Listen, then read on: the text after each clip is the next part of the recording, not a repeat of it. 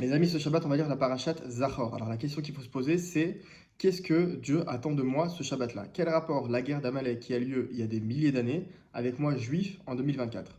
Alors déjà, il faut savoir que dans chaque partie de la création, il y a une partie de Dieu à l'intérieur. Et une chose dans ce monde-là n'a d'existence que parce que Dieu l'anime. Par exemple, quand on va aux toilettes, on fait Ashayatzar. Dans la parashat d'Ashayatzar, on dit Galou Iveadoua, Lifne Chisech Evodecha. Donc c'est dévoilé et c'est connu devant ton trône céleste. Le Gaon de Vilna, sur ça, il dit c'est la seule bracha dans toute la Torah où on mentionne le trône céleste d'Hachem. Et il donne une explication, il dit que les sages ont voulu nous dire que même dans les toilettes, même dans un endroit tamé, en réalité, Hachem se trouve aussi là-bas. Donc ça rejoint notre idée qui dit que dans tous les éléments de la création, il y a Dieu. Maintenant, la force d'Amalek, Amalek, c'est une écorce. Amalek, en fait, son travail ici, c'est de cacher la main d'Hachem partout dans le monde. Et on dit que Hachem ne pourra jamais être Shalem, donc jamais être complet, tant que Amalek sera là. Parce que lui, son travail, c'est de cacher la parole d'Hachem. En réalité, Amalek, lui, il savait que Dieu avait créé le monde, parce qu'en fait, Dieu, c'est Aya, Ove, Veye. Il a été, il est et il sera.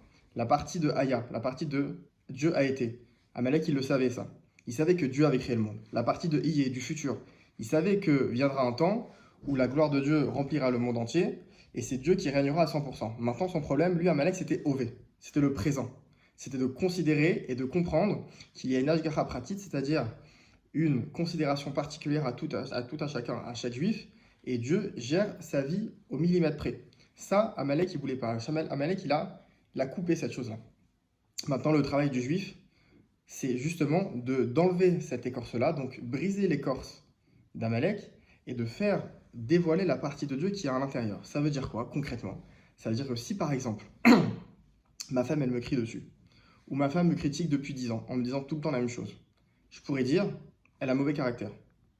Ou si maintenant, je comprends cette notion-là, je me dis, mais derrière ces paroles-là, Dieu me parle. Parce qu'évidemment, s'il y a une partie de Dieu dans chaque chose, c'est qu'en réalité, il y a un message qui est là pour moi, parce que Dieu ne s'exprime pas pour rien. Son message, il est directement visé à moi. Comme on dit dans la Gemara, Bishvili Nivra Olam, le monde a été créé pour moi.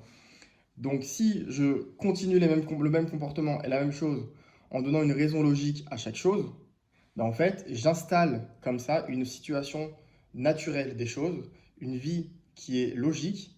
Et en fait, même une personne qui peut pratiquer la Torah et les mitzvot, elle peut se dire, moi je fais ma petite Torah, je vais à ma petite synagogue, mais après je rentre chez moi à la maison, ou je vais au travail, ou je fais ma vie, ben c'est ma vie. Maintenant, si je connecte ces choses-là, et je connecte ma vie personnelle avec la partie de Dieu, en fait, je vais dévoiler les choses, et je vais dévoiler Dieu dans chaque élément de ma vie. Ça, c'est une facette. Une autre facette, c'est de comprendre comme on a dit pour l'exemple de la femme, c'est que si je donne une raison logique à chaque événement, je mets ça sur le compte d'un aléa, je mets ça sur le compte de quelque chose de naturel, pour tout ce qui peut se produire dans ma vie, les tracas comme les choses positives, les problèmes comme les choses un petit peu plus joyeuses.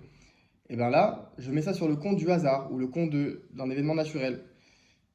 Et au contraire, si je fais ce travail-là, de dévoiler la partie de Dieu dans ces choses-là, et à chaque fois, chaque événement, chaque situation, je la rattache à Dieu, à ce moment-là, je casse et je brise la partie, l'écorce d'Amalek, et à ce moment-là, Dieu, il pourra mieux s'exprimer, il pourra plus se dévoiler, par mon travail à moi.